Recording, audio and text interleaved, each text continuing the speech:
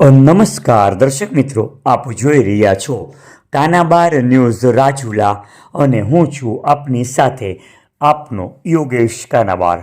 રાજુલા શહેરમાં મોવડિયા દાદાના મંદિરે શ્રીમદ ભાગવત જ્ઞાનયજ્ઞ સપ્તાહનું ભવ્ય આયોજન।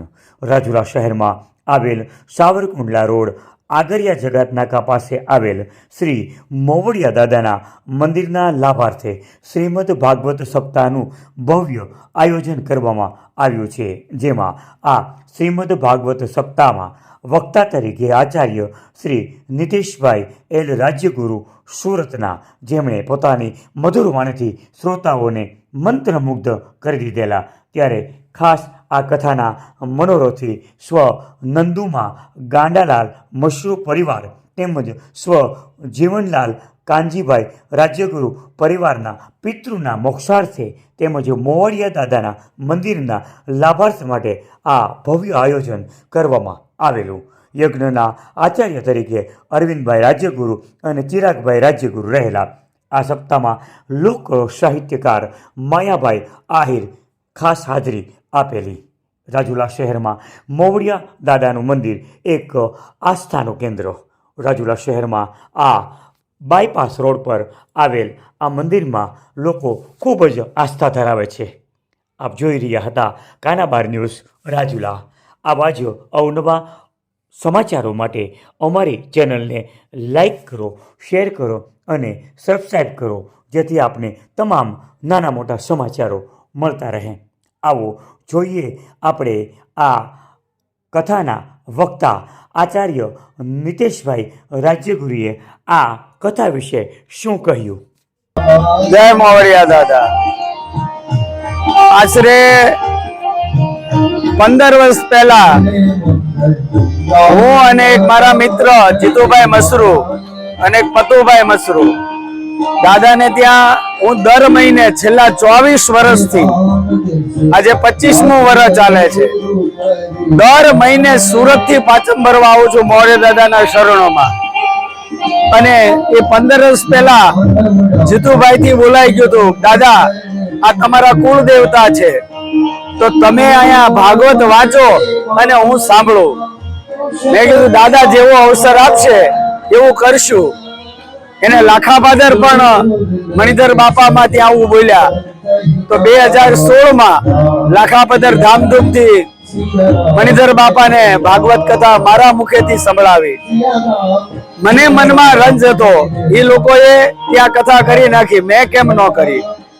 પણ આજે 2025 આવવાની તૈયારી અને સંવંત 2081માં દાદાએ માથા ઉપર હાથ મૂક્યો। ગુરુને મેં કીધું દાદાની કથા કરવાનો વિચાર છે। આ હરેશભાઈ ગુરુ અને ચિરાગભાઈ ભટ્ટે બીડું ઝડપી લીધું, તમ તારે આવો, બધી તૈયારી અમે કરશું।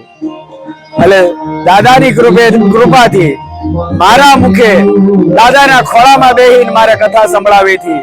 બસ એ સંકલ્પ આજે આ ઘાણા નદીને કાંઠે હું પૂરો કરી રહ્યો છું।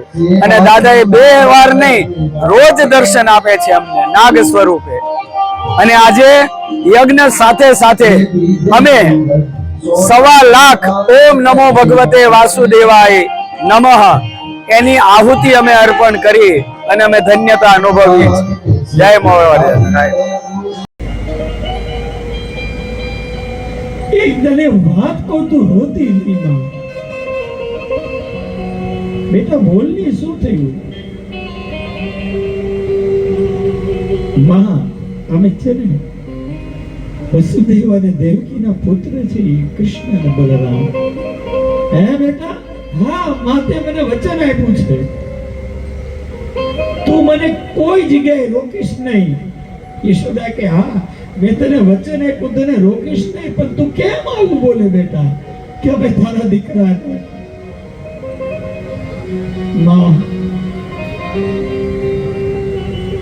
મથુરાથી રથ નીકળી ગયો છે અને સવારે અહીંયા આવશે। મોવડિયા દાદાનો જય। મોવડિયા દાદા દેવસ્થાન સમિતિ દ્વારા અહીંયા ભાગવત સપ્તાહનું ભવ્ય આયોજન થયેલું હોય।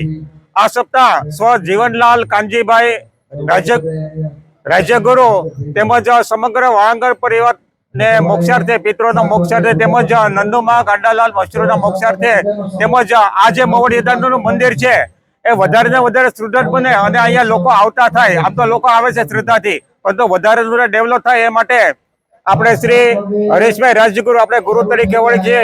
એમની કડી મહેનત છે, સાથે એમની સાથે ચિરાગભાઈ ભટ્ટ છે, આજે નીતેશ દાદા દ્વારા જે કાંઈ સપ્તાહ થયેલી છે એની પાછળ એક કારણ પણ એવું હોઈ શકે કે દ્રઢ ઈચ્છા શક્તિ. તો એક સારો એવો સંકલ્પ લેવામાં આવે તો કોઈ પણ ભગીરથ કાર્ય પણ ભગવાનના આશીર્વાદથી આપણે સારી રીતે પૂર્ણ કરી શકીએ છીએ, એવું આ નીતેશ દાદાએ આજે સાબિત કરેલું છે. કાલે પૂર્ણનો દિવસ છે અને આવા નવા ધાર્મિક કાર્યો દરેક લોકો સાથે રહીને કરતા રહીએ એવા આપણે મોવડિયા દાદા તેમજ મણિધર આશીર્વાદ માંગે છીએ. બોલો મોવડિયા દાદાની જય. જય. આવા જ સમાચારો માટે અમારી ચેનલને લાઈક કરો, શેર કરો અને સબસ્ક્રાઇબ કરો અને હા, બેલ આઇકોન દબાવવાનું ભૂલતા નહીં.